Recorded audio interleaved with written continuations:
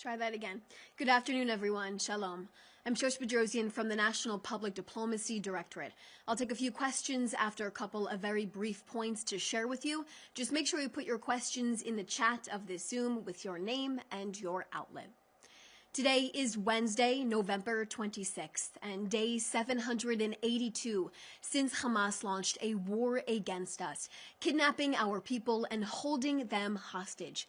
On Tuesday evening, our IDF forces inside of the Gaza Strip received the remains of a hostage from the Red Cross. Those remains were supposedly found and located by the terror group Palestinian Islamic Jihad nearly 2 days ago, constituting as a blatant violation as the terror group decided not to return those remains immediately. Now, following the completion of the identification process by the Forensic Institute and informing the family this morning, the remains of this deceased hostage who finally returned home is Dror Or of blessed memory. Dror's story is a dark reminder of the horrors our people endured on October 7th and afterwards as hostages. It's also a reminder of the sickening, grotesque, and barbaric actions Hamas and its Palestinian terror alliances took on October 7th to brutalize our people, murder them for being Jewish, and massacre them in ways we will never forget. Dror Or was 48 years old. He was a father of 3 and a husband to Yonat of blessed memory from Kibbutz Be'eri. Dror worked for many years at the Be'eri dairy and specialized in cheese making there. He even spent time in Italy to understand the craft of it. He was also a chef and a yoga teacher. On the morning of October 7th, the Or family took shelter in the safe room of their home when terrorists soon after set the entire house on fire, causing Dror and Yonat and their children to evacuate through the window. Both Dror and Yonat split up and tried to escape, but were murdered by terrorists. Their children, their 2 children, Noam and Alma, were kidnapped alive into Gaza. They were held there for 50 days until they were released in November of 2023. Dror's children were released from captivity to learn the horrors that their mother was murdered on October 7th and that their father was still a hostage in captivity. It was announced in May of 2024 that Dror, in fact, was murdered on the morning of October 7th by terrorists. Today, after more than 2 years of holding his body and 45 days of Hamas and Islamic Jihad violating the ceasefire agreement, Dror's body is finally home and will be laid to rest. His children, siblings, and parents will finally have a place to peacefully rest their father as their tragic mourning period begins. May his memory forever be a blessing. We will tell Dror's story even when media outlets won't. We will tell the stories of our other 2 hostages, Ran Gvili, Sutias Grintalak, when the media won't. We will continue to remind the media and the world that we still have 2 more hostages in captivity, 2 more hostages, a violation under the ceasefire, as Hamas and other terror factions inside of Gaza claim they can't find them. Palestinian terrorists took our people on October 7th, and you do not just lose people, you take captive. Prime Minister Netanyahu has made it clear.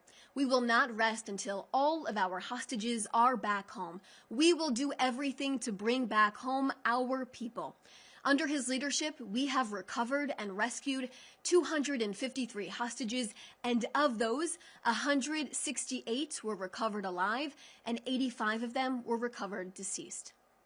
Next, violation after violation.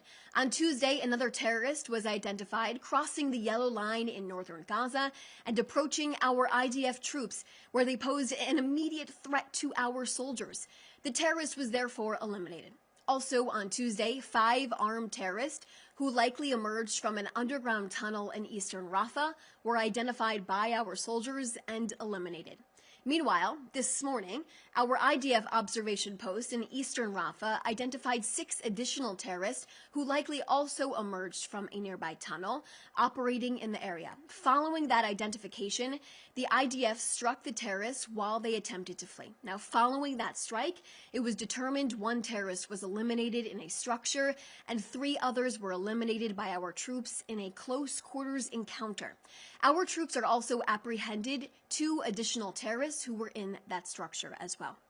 Over the past week, the IDF eliminated more than 20 terrorists and apprehended 8 additional terrorists who attempted to flee from underground terror infrastructure in that area.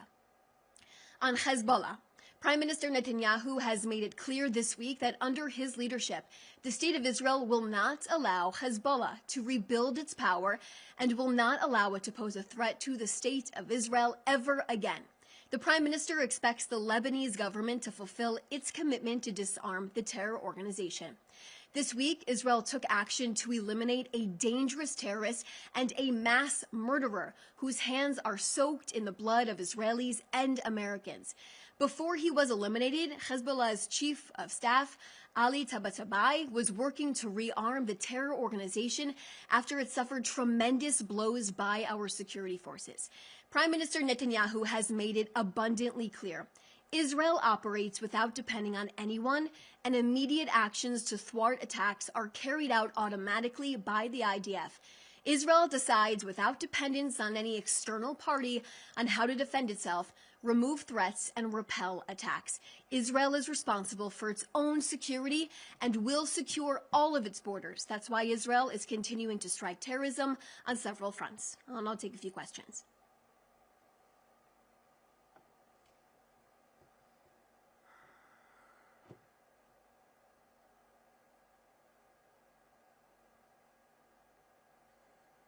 Okay, the first question, Alexander Cornwell, that I see here from Reuters.